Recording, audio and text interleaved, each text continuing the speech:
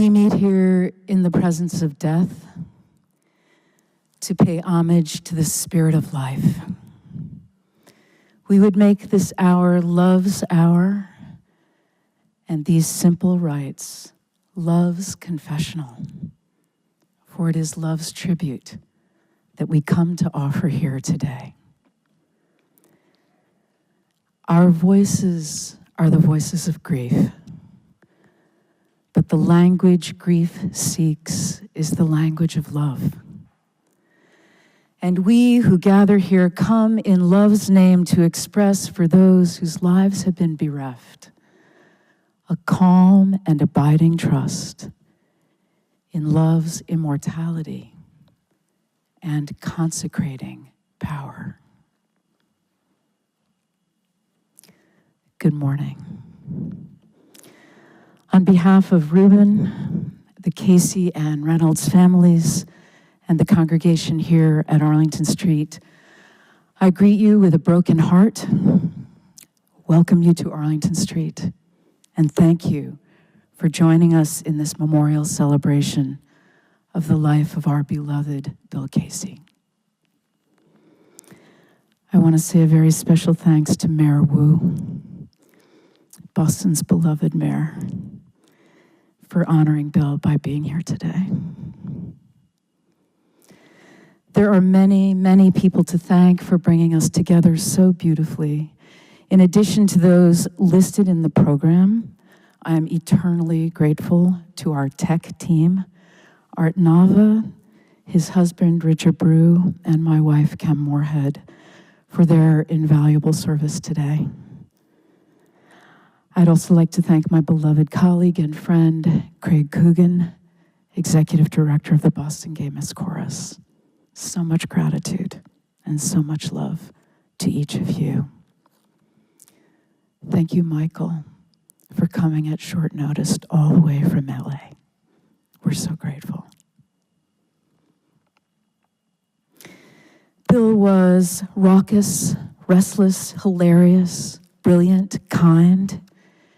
He treated the members of his volunteer choir here with the exact same care he treated his students who went on to become Broadway musicians.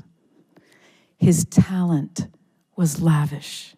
His love was lavish. He never, ever forgot to tell us not just that he loved us, but how much. So much. And the sun rose and set on Reuben. Now we are called to fulfill his dreams. Each of us whose lives his life touched is called to be his legacy. You know he would want us to be fabulous. It's up to us. And so let us begin. Let us remember him and honor him, and let us celebrate our great good fortune to have been loved by Bill Casey.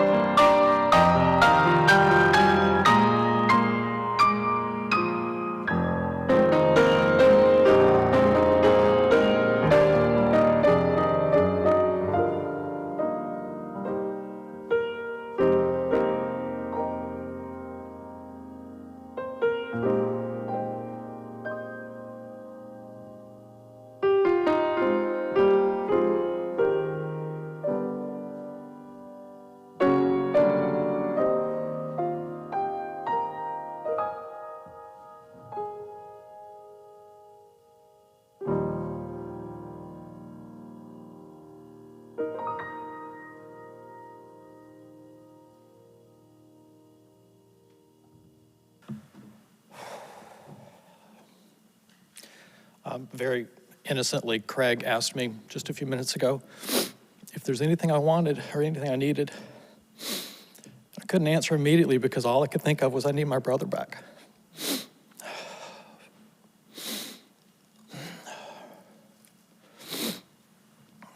I wrote some words down, and I'd had no idea after I wrote some words down a few weeks ago for services in Bainbridge, Georgia, that I was going to have to do this again.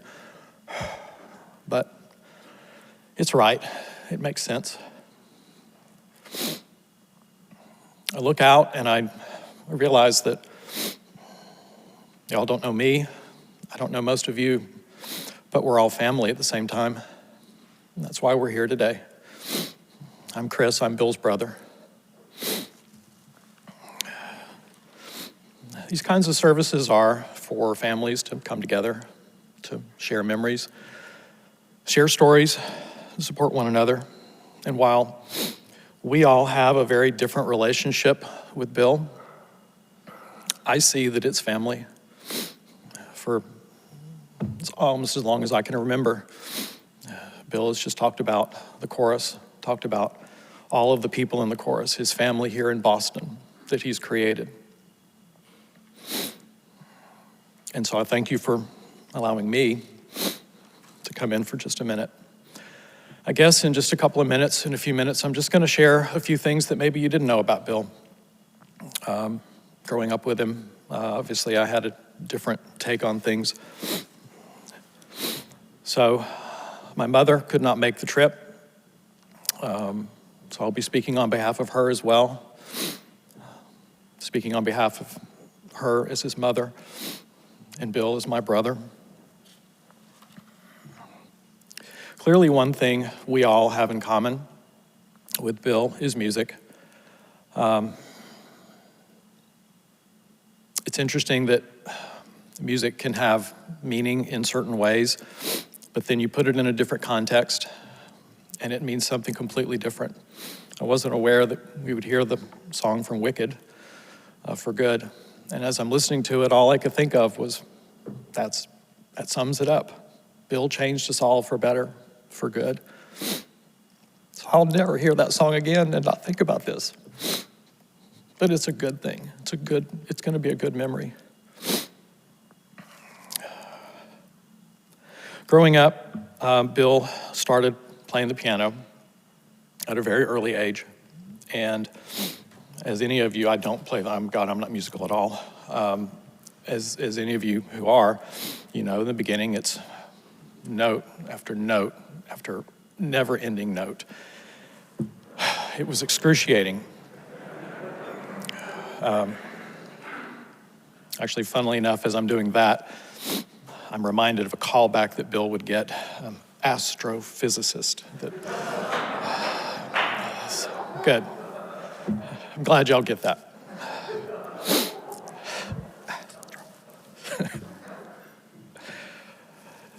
Bill and I would drop that in conversation just randomly all the time. Sometimes appropriately, most of the time not. But along his youthful journey with music, eventually those notes became music. And my mother, my father, and I, we recognized that this is what Bill was here for. This is what his passion was going to be. And so we all embraced it, that that's what he was going to do with life, was make music. Going into high school, he made a name for himself in getting all kinds of awards and recognition and performing on stage and chorus and in theater. And unfortunately for me, my first 2 years of high school, I was known as Billy's little brother. That was fine, though. At the time, it was very annoying. I have to say now, I absolutely cherish that. And I'll always be Billy's little brother. Aside from music, I realize also that there's something else that we all have in common. I mentioned it earlier, and it's family. Bill was so committed to his family, his friends, all of you. That's why you're here. Bill and Reuben together were an amazingly capable partnership in curating friends, in curating family, taking care of people. It's what they did best. Bill was always so excited whenever we would do family travel. We took a trip to Ireland. It was a kind of a trip with a crazy aunt. And my mother and my husband, and we even played golf in Ireland. I'm not sure if any of you knew Bill played golf. It was actually probably a skill it was best that he kept secret.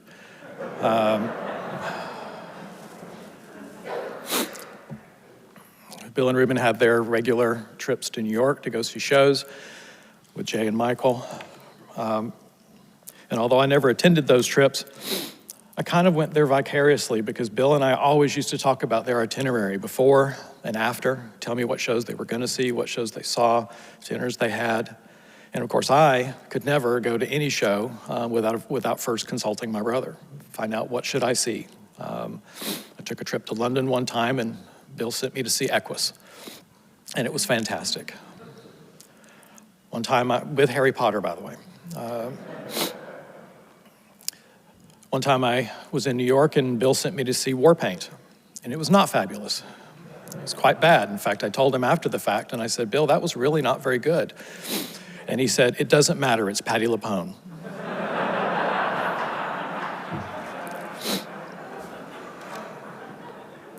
And he was right.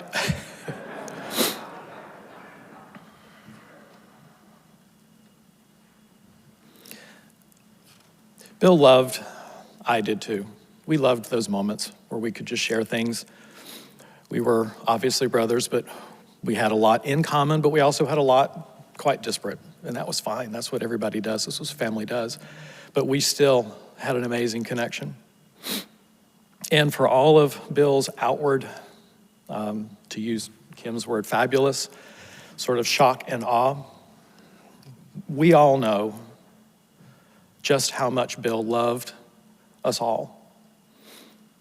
He showed it in the ways that he gave to us, the ways that he gave of himself to us.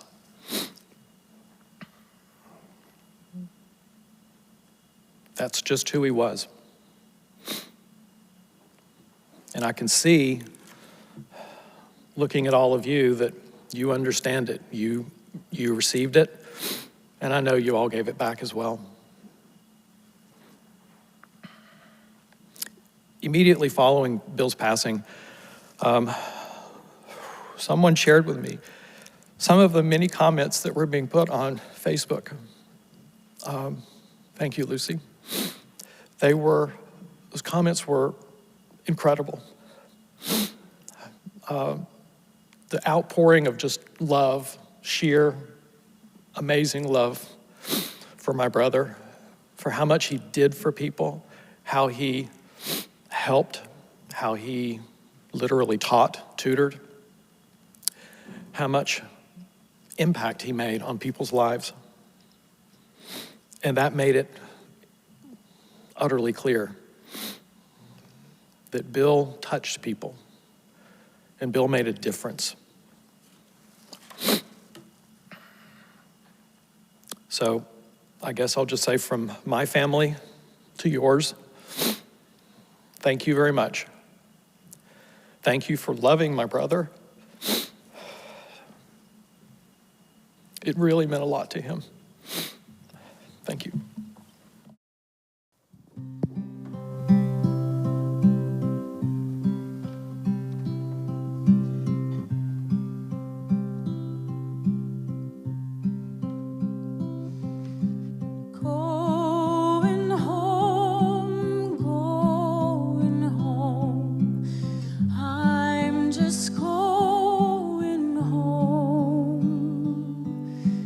Quiet life.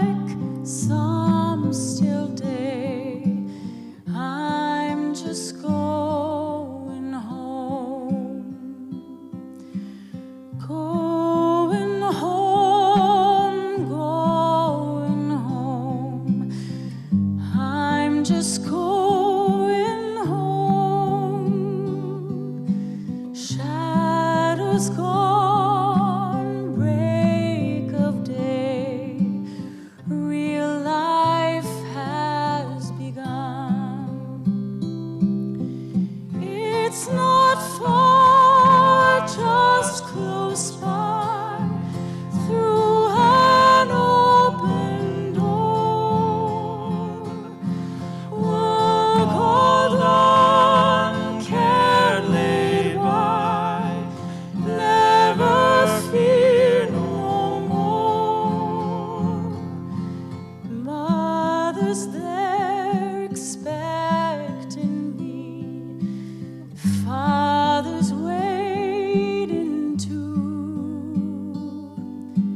Lots of folk gathered there, all the friends I knew.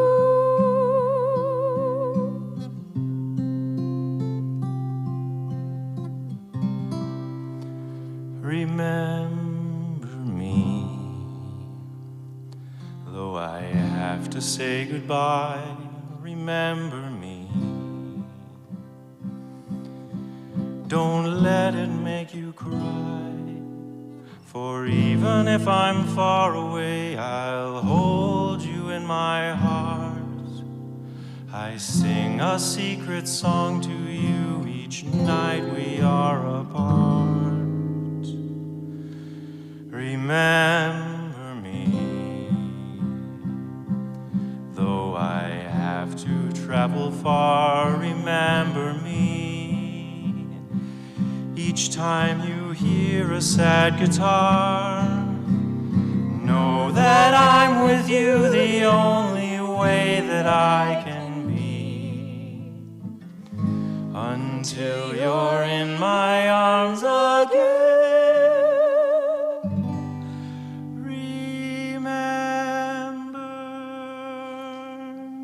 Some glad morning when this life is over, I'll fly away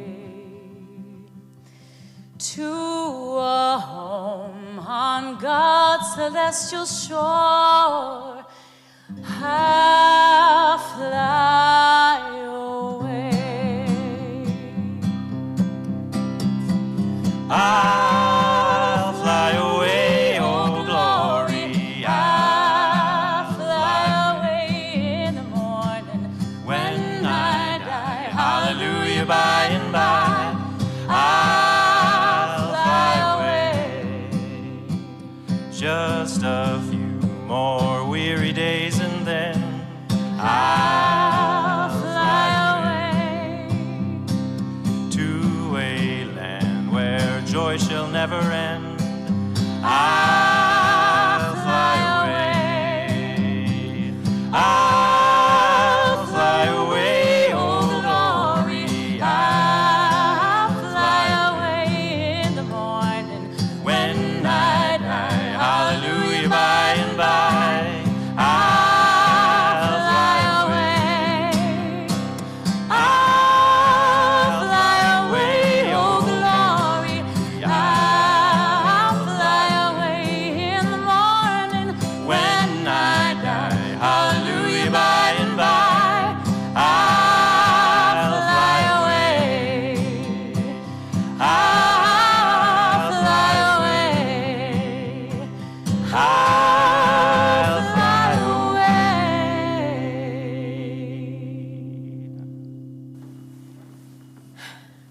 You ready to do this? Yeah. Okay.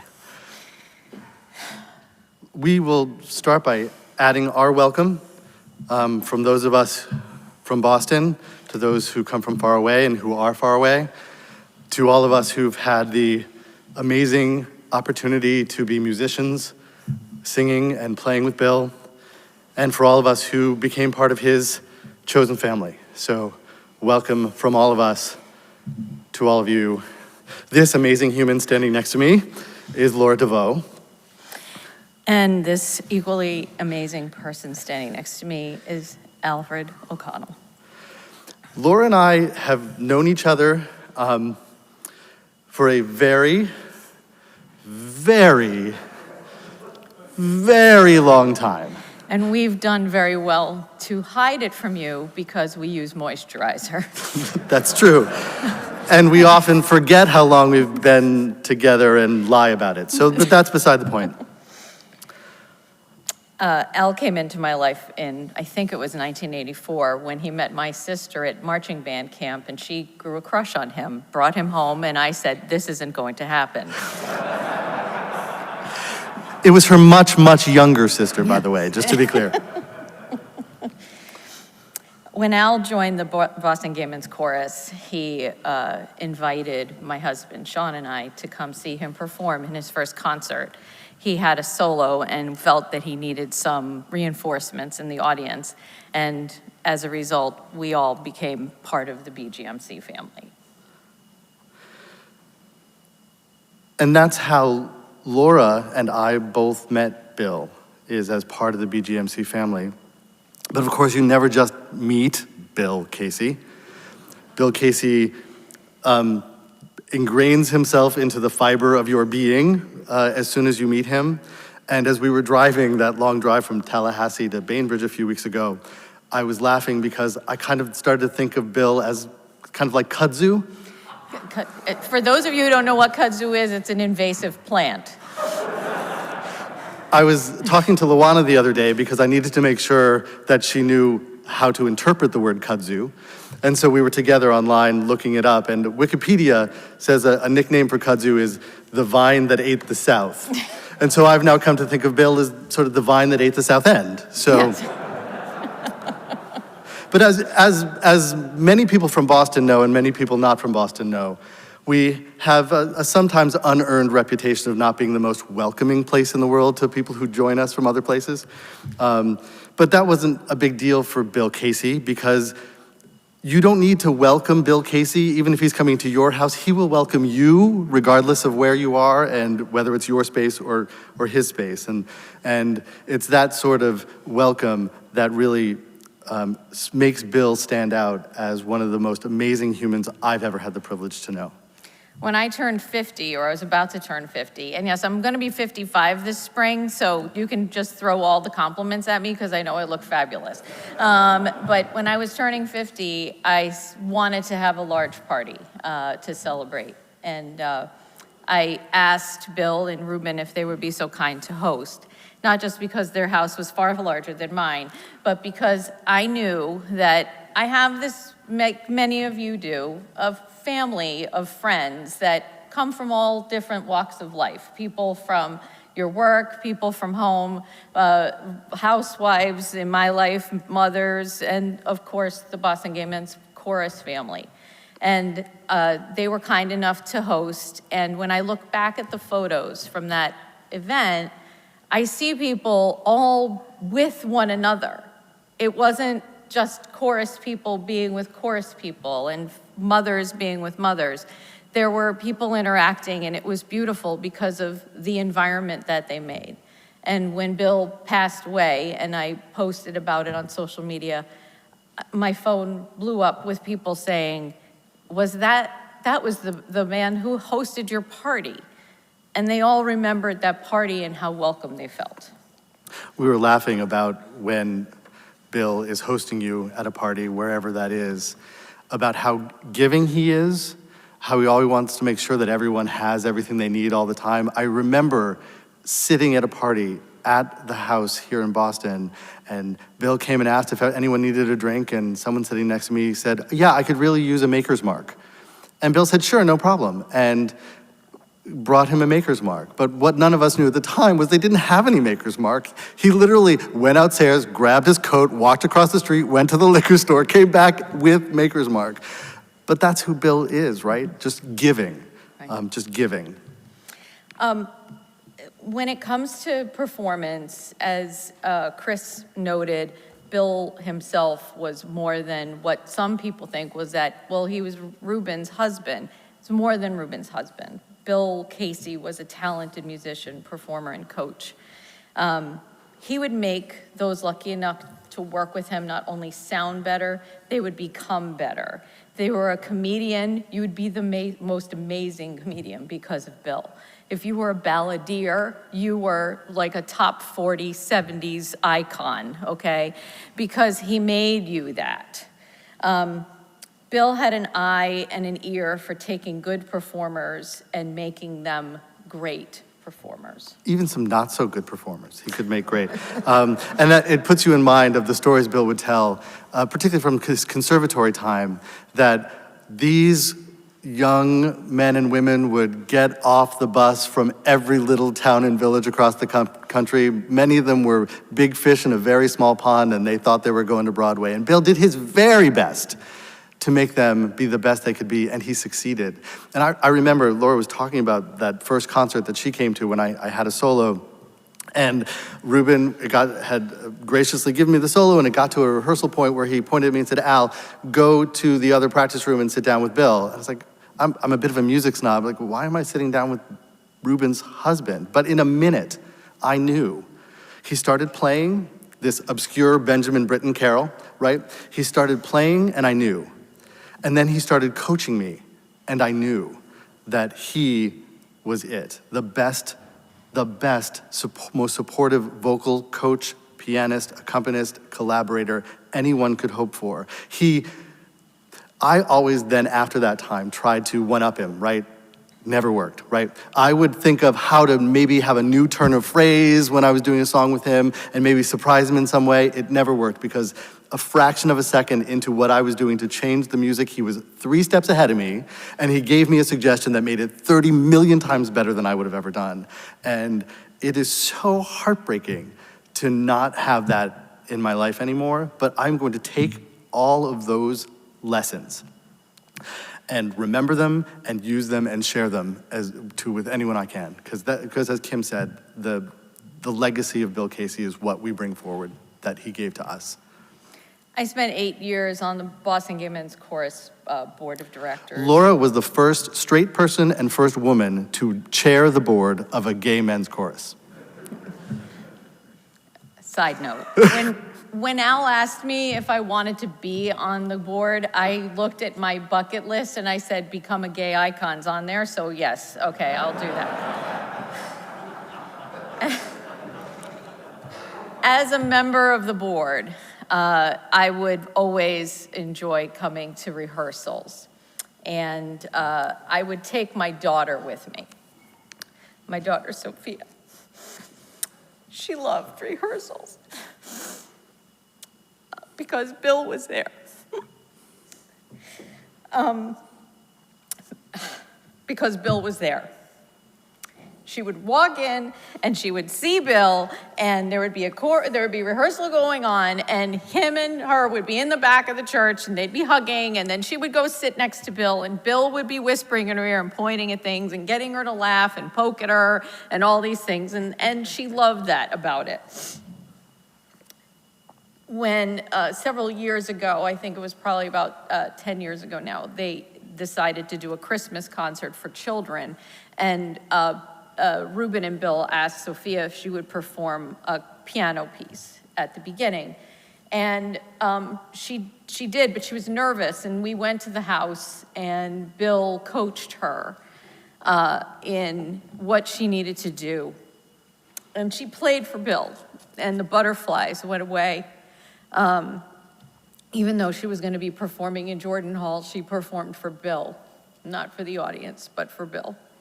Because by then, Bill was family. Bill loved to buy toys, all kinds of toys, especially for the house in Provincetown. In the summer of 2019, Bill decided to buy 2 scooters, the kind you ride on and fly down the street, because my daughter Sophia likes to ride her scooter up and down the streets of Commercial Street in Provincetown. And he said, I'm gonna buy a scooter so Sophia and I can go for scooter trips together. And I said, well, that's the dumbest idea I've ever heard, because I could just think Bill riding with his giant Mardi Gras beads up and down the streets of Provincetown. Hey y'all, and I'm like, and I could just see him just crashing into, bubulas by the sea and falling into someone's fried clams. But we knew that Sophia was a rule follower by nature and would make good decisions for both of them. And we said, okay. And they went on their adventures up and down the streets. And throughout the whole thing, Bill would take selfies and send them to us. And we knew that they were not only safe, but they were having a wonderful time together. That became our time. When chorus was done for the year and BOCO was closed for the summer and we would decamp to Provincetown, that's where we got to be family with Bill and Ruben and Laura and Sean and Sophia and me and my husband Nate and our son Teddy. Teddy hates it when I talk about him, but I'm gonna say one thing anyway. Sorry, hon. As he gets older, he becomes more literal. And where we used to call every really good friend, Auntie Laura, Uncle Sean, of course, Uncle Ruben, Uncle Bill, as he gets older, he doesn't like to do that. He would rather call people as they should be. You're not family, you're not Auntie, you're just Laura. Sorry, Laura. That's fine. After Bill died, we had a talk, and he agreed that Bill always is, always was, and always will be Uncle Bill. Today is a celebration of Bill Casey. And that's why I'm crying. It is negative 20 degrees outside.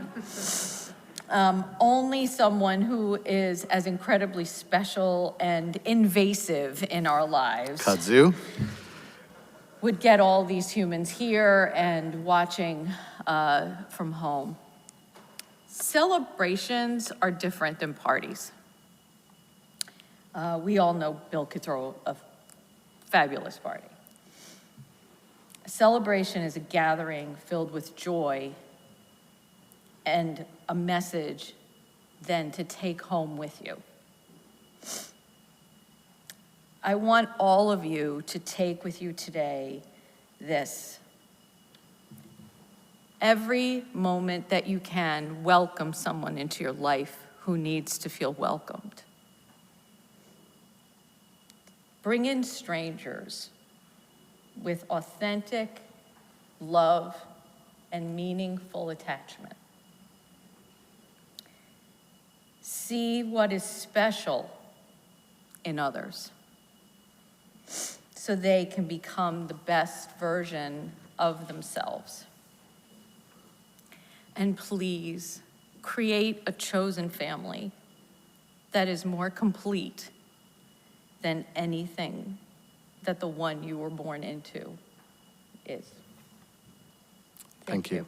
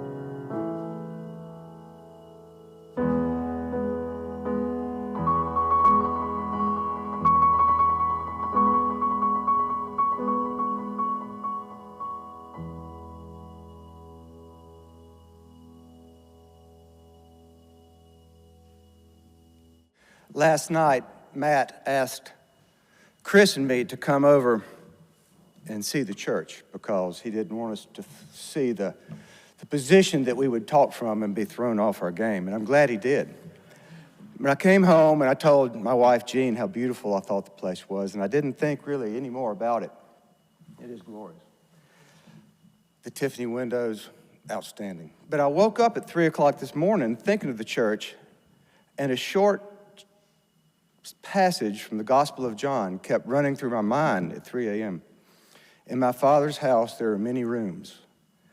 And I thought, not only this glorious sanctuary, but although this wonderful community that we're all part of this morning, we're all here gathered virtually and together to celebrate Bill and to prepare the mansions in each of our hearts that will carry him with us. Corinthians chapter 13 ends with, these three remain, faith, hope, and love. But the greatest of these is love. And I loved Bill Casey. I loved Bill Casey because when I called his cell phone, he answered it like I was the most important person in the whole world. And there was nobody and nothing that made his day better than hearing my voice. He never said hello. All he said was, John Reynolds, and I'll miss that. I loved Bill Casey because I could never get my brother to respond to a text message. I could never get him to answer the phone, but I always knew Bill would. Though where that text string would take us after we had done our initial business was never for sure. I loved Bill Casey because he gave me big whiskery kisses. He knew I was uncomfortable with it at first, but he didn't let up with it, and over the decades, it became such a normal part of our relationship, I couldn't stand for him to leave without it. I loved Bill Casey because he loved red velvet cake, and he could never get enough of it, and Jean made it for him every year, and he adored it. I loved Bill Casey because he wore cargo shorts and tank tops and flip-flops, and his flip-flops could double for formal wear, even at weddings when he showed up and was falsely accused of forgetting the dress shoes for him and Reuben. That was at my brother Jay's wedding. I love Bill Casey because he never met a pair of sunglasses that he didn't love. I love Bill Casey because even though he and I were as far apart on the political spectrum as it's possible for two people to be, in all of our years and all of our decades together, we never had a cross word about politics or really anything else. I loved Bill Casey because he was full of life. And I know that's a platitude, but with Bill, it's true. Bill was sneaky competitive. He had a wicked, slicey tennis game, and he loved to make you run around the court. He reveled in beating my kids. He never, ever let them win. But he still played with them with great good humor when they got better and the tables got turned. And let me tell you, they never let him win either.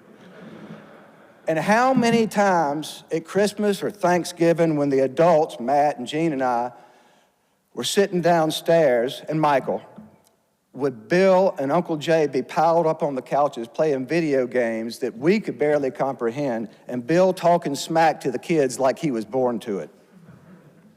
And Bill never met a stranger.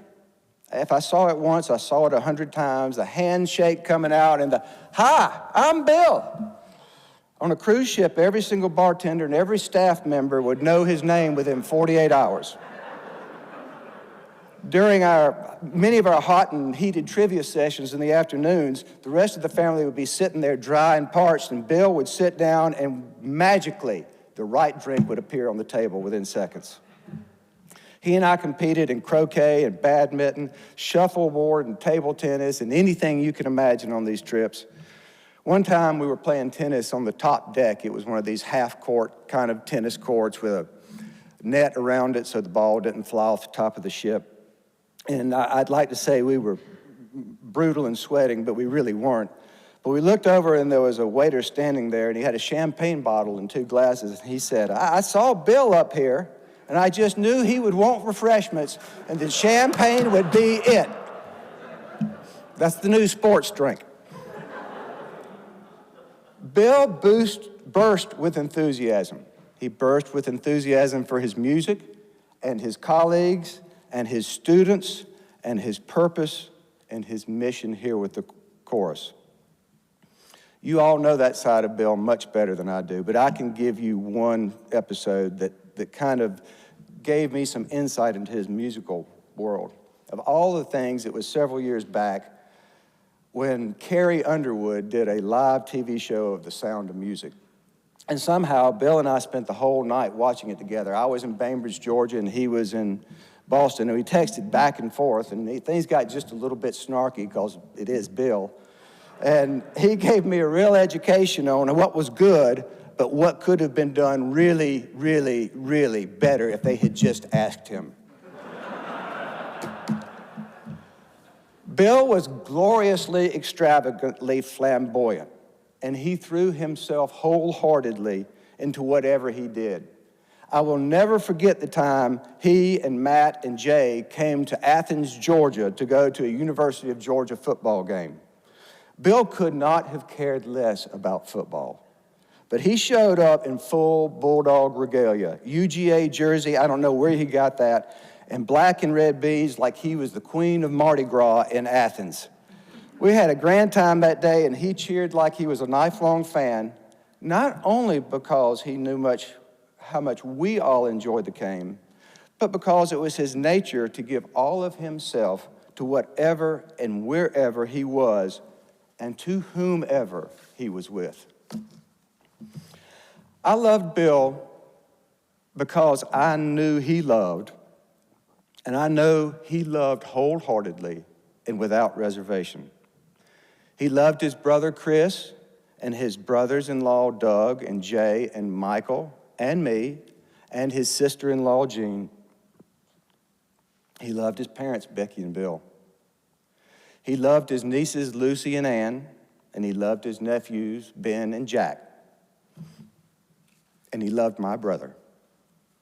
He took care of him through illness, his leukemia, and heart issues, and even through his never-ending general stubbornness. He supported Matt in his career, facilitated his achievements, participated in his victories, and popped his head when it got just a little too swole up. You can't do that unless there's a lot of love going both ways. I know,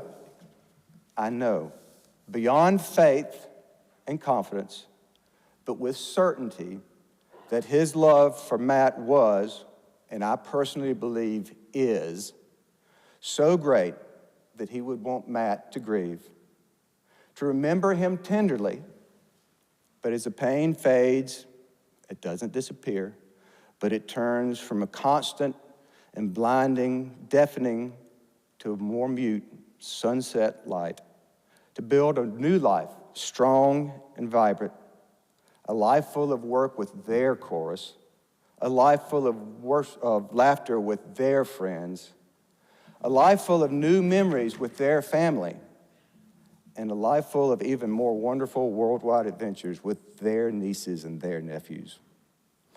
In a few minutes, we're going to sing this song together, but I'd like to close by quoting for you the last verse of it. You can be anyone you want to be. You can love whomever you will. You can travel any country where your heart leads, and know I will love you still. You can live by yourself. You can gather friends around. You can choose one special one. And the only measure of your words and your deeds will be the love you leave behind you when you're done.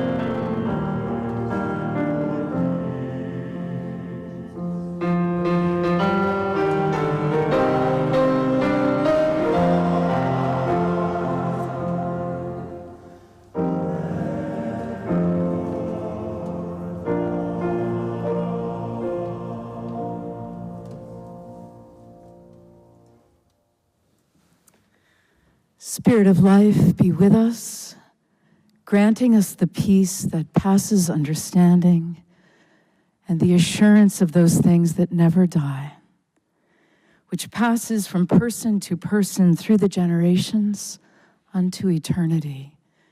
Beauty, kindness, and love, love, love. May Bill's death recall us to our own destiny and strengthen us in our devotion to those who remain with us. As we by turn think of him and what more he might have become, may we think of ourselves and choose to live the kind of life he would have wanted us to live. So may his life be an eternal influence upon those whom he did not linger here to meet. Farewell, Bill. The world is better for your having lived. We are better for having known you. We loved you living. We love you now. Good night, sweet prince, and flights of angels, sing thee to rest. Rest now in peace and in the love we bear you. And let the people say, amen. Amen.